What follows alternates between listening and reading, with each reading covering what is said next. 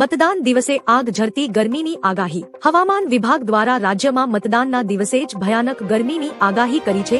ખાસ કરીને અમદાવાદમાં યલો એલર્ટ જાહેર કરવામાં આવ્યું છે. ભારે તાપને લઈને મતદાન પર અસર પડી શકે છે. હવામાન વિભાગે રાજ્યમાં 26 એપ્રિલે હીટવેવની આગાહી કરી છે, જ્યારે એ જ દિવસે સ્થાનિક સ્વરાજ્યની ચૂંટણીનું મતદાન યોજાવાનું છે. ચૂંટણી દરમિયાન અમદાવાદમાં તાપમાન 44 ડિગ્રી પહોંચે તેવી સંભાવનાઓ છે. ધંધુકા આરોપીઓના દબાણ પર બુલડોઝર. ધંધુકામાં ધર્મેશ ગમારા હત્યા કેસના આરોપીઓ વિરુદ્ધ તંત્રએ કડક કાર્યવાહી હાથ ધરી છે. ભારે પોલીસ બંદોબસ્ત વચ્ચે આરોપીઓના ગેરકાયદે દબાણો પર બુલડોઝર ફેરવી દેવામાં આવ્યું છે. ખાટકીવાડામાં 5 મકાનો અને 14 દુકાનોના શેડ તોડી પાડવામાં આવ્યા છે, તેમજ તેમના ઘરના વીજ જોડાણ પણ કાપી નખાયા છે. કોર્ટે 2 આરોપીઓના 2 દિવસના રિમાન્ડ મંજૂર કર્યા છે. ગુનેગારોમાં ફફડાટ વ્યાપી ગયો છે.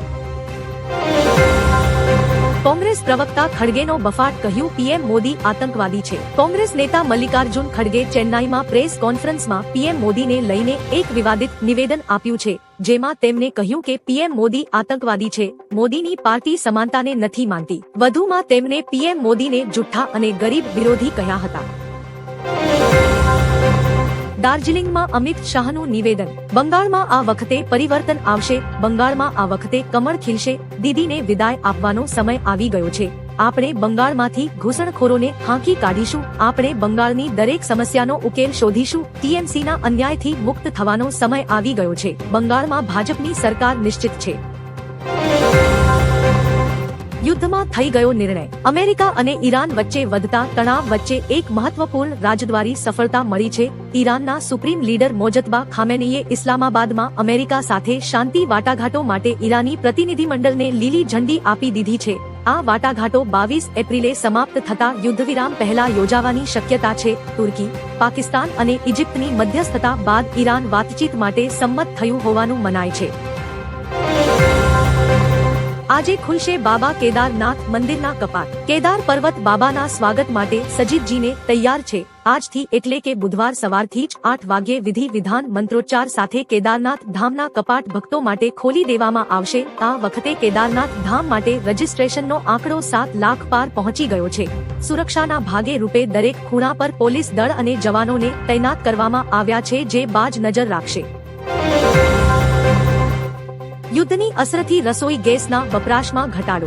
ઈરાન યુદ્ધને કારણે સપ્લાય ચેઇન ખોરવાતા માર્ચમાં ઘરેલું એલપીજી વપરાશમાં 13% મોટો ઘટાડો નોંધાયો છે. હોર્મુઝ પ્રભાવિત થતા આયાત પર અસર પડી છે. માર્ચમાં વપરાશ ઘટીને 2.3 મિલિયન ટન રહ્યો, જે અગાઉ 2.7 મિલિયન ટન હતો. બીજી તરફ પેટ્રોલ ડીઝલની માંગ 8% વધી છે. સરકારે કોમર્શિયલ ગેસના સપ્લાયમાં 48% કાપ મૂક્યો છે, જેથી સામાન્ય નાગરિકોને રસોઈ ગેસની તંગીનો સામનો ન કરવો પડે. હવે મમતા બેનર્જીના હાથમાં કંઈ વધ્યું નથી. બીજેપીના વરિષ્ઠ નેતા અને ખડગપુર પશ્ચિમ બંગાળ સદર વિધાનસભા ક્ષેત્રના ઉમેદવાર દિલીપ ઘોષે કહ્યું કે ટીએમસીનો જવાનો સમય આવી ગયો છે. હવે પશ્ચિમ બંગાળની મુખ્યમંત્રી મમતા બેનર્જીના હાથમાં કંઈ પણ વધ્યું નથી અને તેમનું જવું નિશ્ચિત છે. જો મતદાન કેન્દ્ર કેન્દ્રીય દળોના નિયંત્રણમાં આવી જાય છે, તો લોકો ભય વગર મતદાન કરવા માટે જશે, કેમ કે ત્યાં પોલીસ પણ લોકોને ડરાવે ધમકાવે છે. લેન્સકાર્ટને વિવાદ ભારે પડ્યો. 4500 કરોડ સ્વાહા. લેન્સકાર્ટમાં બિંદી અને તિલક પર પ્રતિબંધની જૂની પોલિસી વાયરલ થતા કંપની વિવાદમાં સપડાઈ છે. સોમવારે શેરબજારમાં ભારે વેચાણના કારણે કંપનીનું મૂલ્યાંકન 4500 કરોડ ઘટી ગયું હતું. સોશિયલ મીડિયા પર બહિષ્કારની માંગ ઉઠતા સ્થાપક પિયુષ બંસલે માફી માંગી સ્પષ્ટતા કરી કે આ નિયમ જૂનો છે. હવે કંપનીએ નવી માર્ગદર્શિકા જાહેર કરી કર્મચારીઓને તમામ ધાર્મિક પ્રતીકો ધારણ કરવાની છૂટ આપી છે.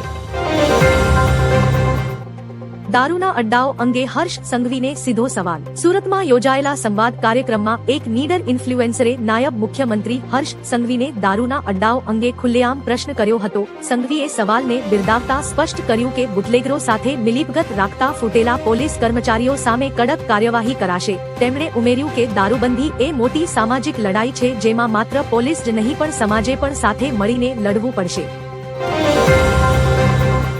ટ્રમ્પના એલાથી ફરી પાછું ટેન્શન. ઇસ્લામાબાદમાં અમેરિકા ઈરાન વચ્ચેની મંત્રણા પર સંકટના વાદળો છવાયા છે. રાષ્ટ્રપતિ ડોનાલ્ડ ટ્રમ્પે વિશ્વને ચોંકાવતા મોટી જાહેરાત કરી છે. તેમણે ચેતવણી આપી કે જો સીઝ ફાયર સમાપ્ત થશે તો ભારે બોમ્બમારો શરૂ થશે.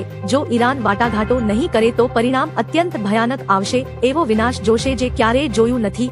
બીજી તરફ ઈરાને પણ નમવાને બદલે લડત આપવાનો મક્કમ નિર્ધાર જાહેર કર્યો છે. ગુજરાતમાં બધું બરાબર છે તો લોકો કેમ ભાગે છે? સુરતના ઉધના સ્ટેશન પર પરપ્રાંતિયોની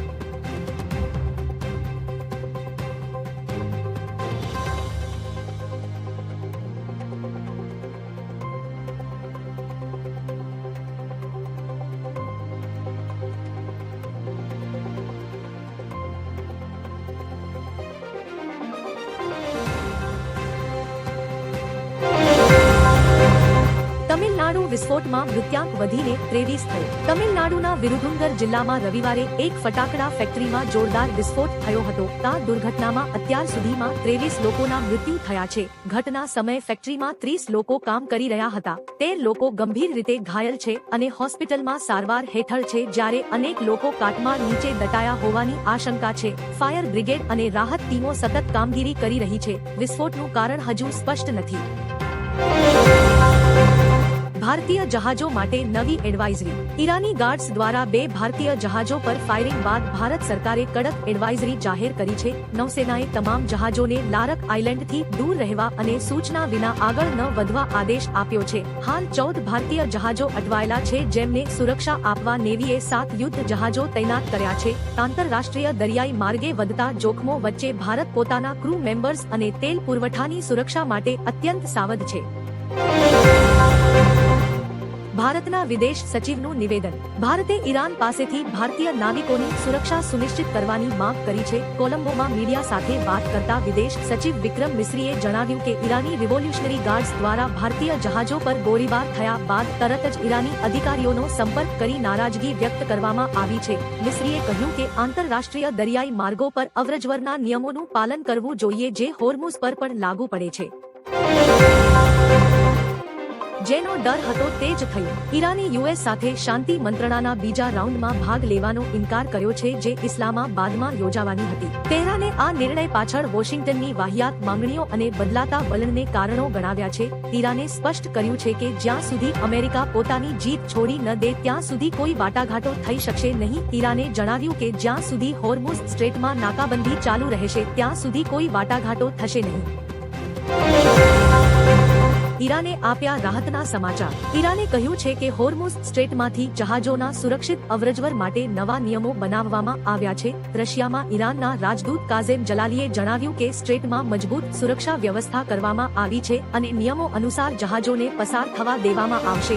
તેમણે કહ્યું કે અમેરિકા અને ઇઝરાયલના હુમલાઓ છતાં ઈરાન વધુ એકતાબદ્ધ થયું છે અને કોઈ શાસન પરિવર્તન થયું નથી. રિફાઇનરીમાં આગ લાગતા પીએમ મોદીનો ઉદ્ઘાટન કાર્યક્રમ મોકૂફ. રાજસ્થાનના પચપદરા રિફાઇનરીના સીડીયુ અને વીડીયુ યુનિટમાં સોમવારે બપોરે 2 વાગ્યે ભીષણ આગ લાગતા અફરાતફરી મચી હતી. મંગળવારે વડાપ્રધાન નરેન્દ્ર મોદી આ પ્રોજેક્ટનું લોકાર્પણ કરવાના હતા, પરંતુ સુરક્ષાના કારણોસર તેમની મુલાકાત હવે મોકૂફ રાખવામાં આવી છે. ફાયર બ્રિગેડે 2 કલાકની જહેમત બાદ આગ પર કાબુ મેળવ્યો હતો. તમામ કર્મચારીઓને સુરક્ષિત બહાર કઢાયા હોવાથી કોઈ જાનહાનિ થઈ નથી. 4 કિલોમીટર ચાલીને જાય ત્યારે પાણી મળે. રાજકોટ મહાનગરપાલિકા ચૂંટણીના પ્રચાર વચ્ચે દિવ્ય ભાસ્કરની ટીમે વોર્ડ નંબર 5ના શેવાડાના વિસ્તારોની મુલાકાત લીધી. માર્કેટિંગ યાર્ડ પાછળના સપનિયા ક્વાર્ટર અને મનસાનગર વિસ્તારમાં પાણીની તીવ્ર કિલ્લત જોવા મળી. લોકોને 3 થી 4 કિલોમીટર દૂરથી પાણી લાવવું પડે છે. સફાઈ અને રસ્તાઓની સ્થિતિ પણ ખૂબ જ ખરાબ છે. સ્થાનિકોનું કહેવું છે કે કોર્પોરેટરો મત લઈને અદ્રશ્ય થઈ જાય છે. લીલાબેને આંદોલનની ચીમકી ઉચ્ચારી છે. ઈરાની સેનાની ગોળીબારની ગેમ વચ્ચે ભારતની મોટી જીત. ઈરાની નૌસેનાના ગોળીબાર અને નાકાબંધી વચ્ચે પણ ભારતીય તેલ ટેન્કર દેશ ગરીમાં હોર્મુઝ સ્ટ્રેટમાંથી સુરક્ષિત રીતે પસાર થઈ ગયું છે. જહાજ પર 31 ભારતીય નાવિકો સવાર છે. પેટ્રોલિયમ મંત્રાલયે જણાવ્યું કે 18 એપ્રિલે અત્યંત તંગ સ્થિતિ વચ્ચે પણ આ જહાજે માર્ગ કાપ્યો હતો. દેશ ગરીમાં 22 એપ્રિલ સુધીમાં મુંબઈ પહોંચવાની સંભાવના છે. આને ભારતની ઉર્જા સુરક્ષા માટે મહત્વની સફળતા માનવામાં આવી રહી છે. બસ અકસ્માત અકસ્માતમાં મૃત્યુ આંક 21 પહોંચ્યો. જમ્મુ કાશ્મીરના ઉધમપુરના રામનગરમાં એક મુસાફર ભરેલી બસ પલટી મારી ગઈ હતી. આ દુર્ઘટનામાં મૃત્યુ આંક 21 પહોંચ્યો છે, જ્યારે 61 લોકો ઘાયલ થયા છે. આ દુર્ઘટનાની વિગત મુજબ રામનગરના કાઘોટ વિસ્તારમાં એક પેસેન્જર બસ અકસ્માતનો ભોગ બની હતી. આ બસ રામનગરથી ઉધમપુર તરફ જઈ રહી હતી.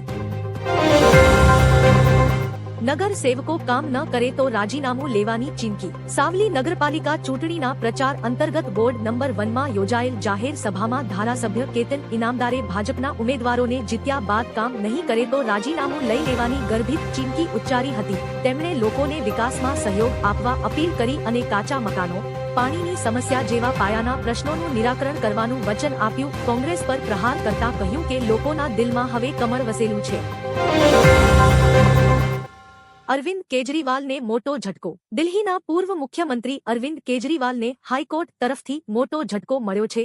જસ્ટિસ સ્વર્ણકાંતા શર્માએ આ કેસની સુનાવણીમાંથી અલગ થવાનો સ્પષ્ટ ઇનકાર કરી દીધો છે. જજે જણાવ્યું કે તેમની નિષ્પક્ષતા પર સવાલો ઉઠાવવા છતાં સુનાવણી વિના ખસી જવું યોગ્ય નથી. આ મામલો માત્ર વ્યક્તિગત નથી પરંતુ સમગ્ર ન્યાયતંત્રની વિશ્વસનીયતા અને ગરિમા સાથે જોડાયેલો છે.